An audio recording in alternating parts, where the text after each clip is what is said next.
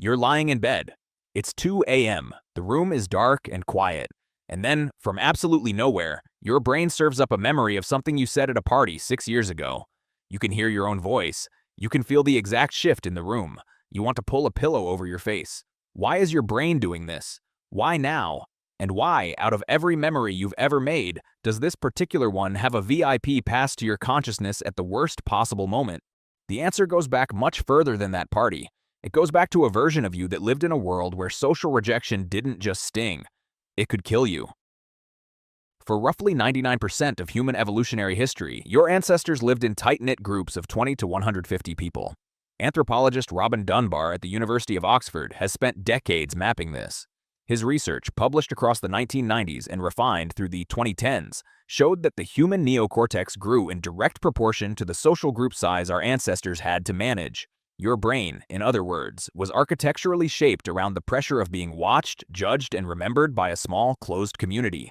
Getting it wrong socially, saying the wrong thing to the wrong person, stepping out of line with group norms could mean exile. And exile, back then, meant death. No shelter, no food sharing, no protection from predators. The social world was a survival world, so your brain developed a system, a threat detection system, one that paid extremely close attention to moments where you might have crossed a line. Neuroscientist Joseph LeDoux at NYU spent years mapping how emotional memories are stored differently from ordinary ones. His work, most prominently detailed in his 1996 book, The Emotional Brain, showed that the amygdala, a small almond-shaped region buried deep in your temporal lobe, acts as a kind of emotional urgency filter.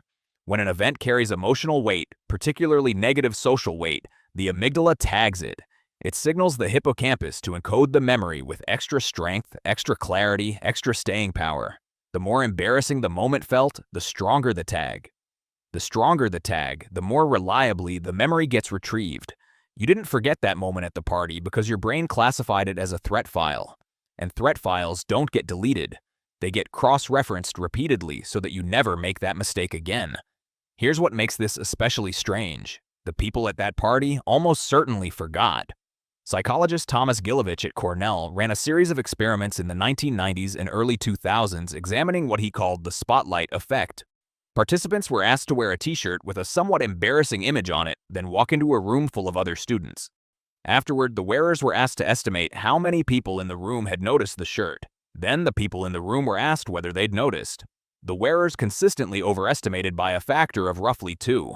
The audience, busy managing their own internal experience, barely registered the shirt at all. Your brain is replaying a moment that exists almost entirely inside your own skull. The audience it's so worried about disbanded years ago, but the threat detection system doesn't know that. It was never designed to. The mechanism that produces this effect has a name. Psychologists call it rumination, a word borrowed from the digestive process of cattle who regurgitate food and rechew it multiple times. In humans, rumination means returning repeatedly to a distressing memory or scenario, running it through the same emotional circuitry over and over without arriving at a resolution. Susan Nolen-Hoeksema at Yale spent decades studying this pattern before her death in 2013. Her research showed that chronic ruminators don't process negative events more deeply or extract better lessons from them.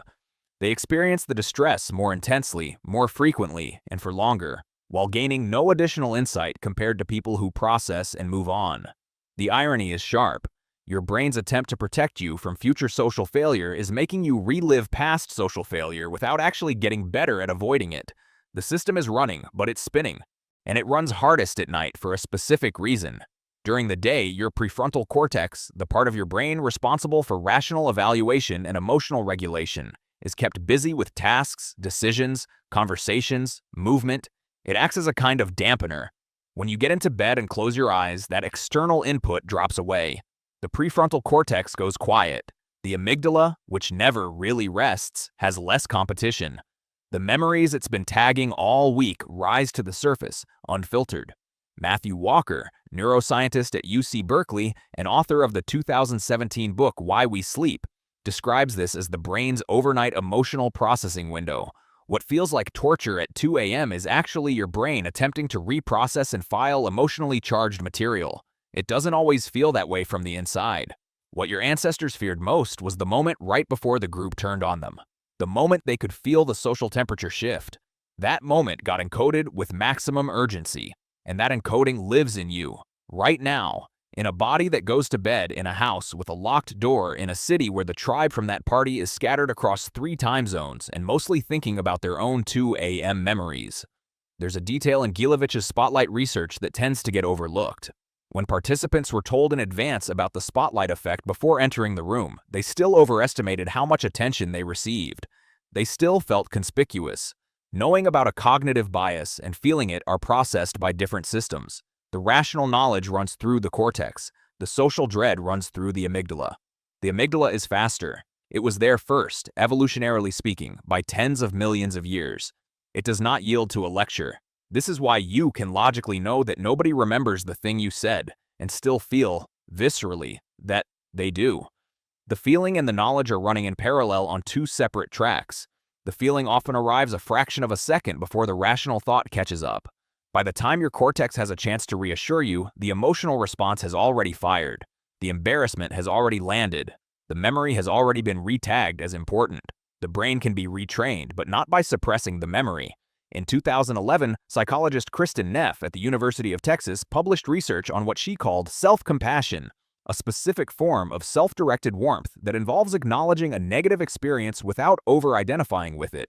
Her experimental data showed that people who practice self-compassion in response to embarrassing events had measurably lower cortisol responses, lower heart rate elevation, and faster recovery times when confronted with memories of social failure. The brain responded differently. Physiologically, when the person stopped treating the memory as evidence of a fundamental flaw and started treating it as evidence of being human. Other humans were in the room. They also felt uncomfortable. They also did things that made them cringe at 2 a.m. The amygdala does not update its threat files automatically, but it does update them with new emotional input. If you approach the memory with something other than shame, the emotional tag on that memory can shift over time. The file doesn't get deleted, but it gets relabeled. Your brain refused to forget that moment because it believed with evolutionary sincerity that your survival depended on learning from it. The system it used was built for a world where one social mistake in front of the wrong 30 people could mean the end of everything. That world is gone. The system remains, and it works exactly as designed, in a context for which it was never designed. The next time you're lying in bed and a 6-year-old memory pulls you out of sleep, you're not experiencing a malfunction. You're experiencing your brain doing exactly what brains like yours have done for hundreds of thousands of years, running threat detection on data that is no longer a threat, in a social world that no longer has the power the system believes it has. You're lying there, in the dark, being protected by a system built for a version of the world that ended before you were born.